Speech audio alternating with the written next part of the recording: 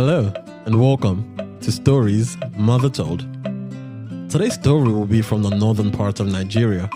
So sit back, relax, and enjoy. Let me take you back to Africa.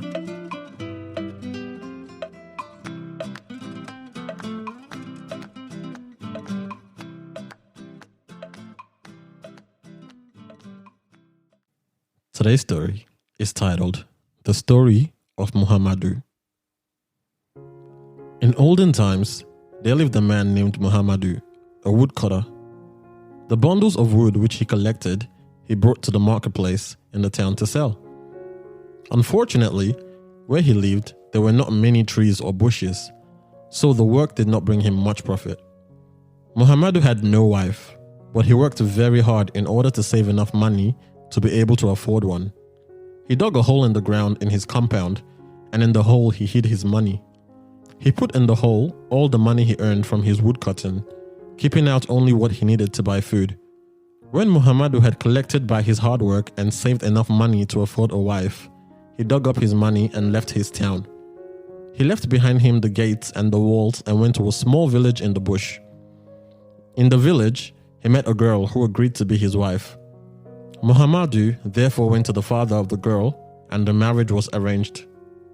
Everyone in the village came to the marriage celebration. There was a great feast at which Muhammadu's wife received many presents: clothes, basins, pots, and corn. Muhammadu himself bought much corn and many mats, and he bought donkeys to carry the loads. When it was time for Muhammadu to return to his town, he loaded his donkeys with the cloth, the basins, the mats, the pots, the corn, and all the belongings of himself and his newly married wife. He said farewell to the people in the village, and he and his wife set out on their journey. When they reached the gates and walls of the town, Muhammadu said to his wife, "This is the town where I live, and here is where we shall settle and prosper. This gate is where we shall enter." There were many camels and donkeys, and people entering the gates. Many of the people were greatly surprised to see Muhammadu the woodcutter arriving with a wife and with donkeys heavily laden with goods and foodstuffs. Muhammadu met one of the most important counselors of the town, a man whose title was Galadima. Muhammadu made polite greetings to the Galadima and then went on with his wife and his possessions to his compound. During the night, thieves entered Muhammadu's compound and bound Muhammadu and his wife with ropes. The thieves had sharp knives, and they said they would kill Muhammadu and his wife if they cried out. So saying, they took the donkeys and the corn, the cloth and everything that was in the compound. They did not leave one pot. They did not leave even a needle. The next morning, Muhammadu and his wife were able to free themselves from the ropes with which the thieves had tied them. When they went out into the streets, they told their neighbors what had happened.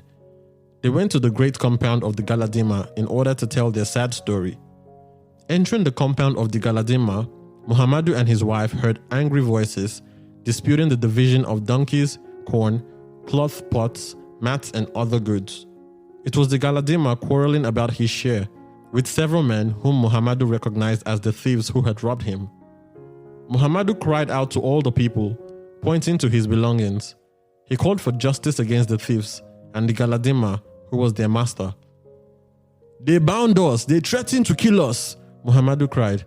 "They stole all that I had. I, who as a woodcutter, had worked hard and saved my money."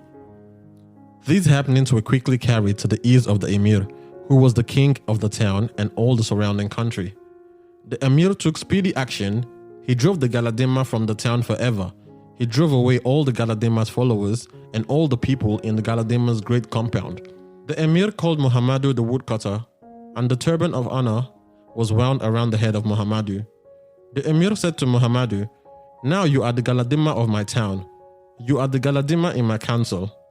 For Muhammadu, from that day on, there was increase in wealth and power.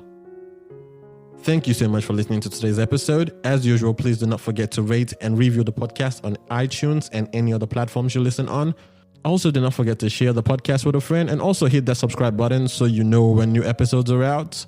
If there are any stories you would like to listen to, send me an email at storiesmothertold@gmail.com. Alternatively, you can hit us up on Instagram at storiesmothertold.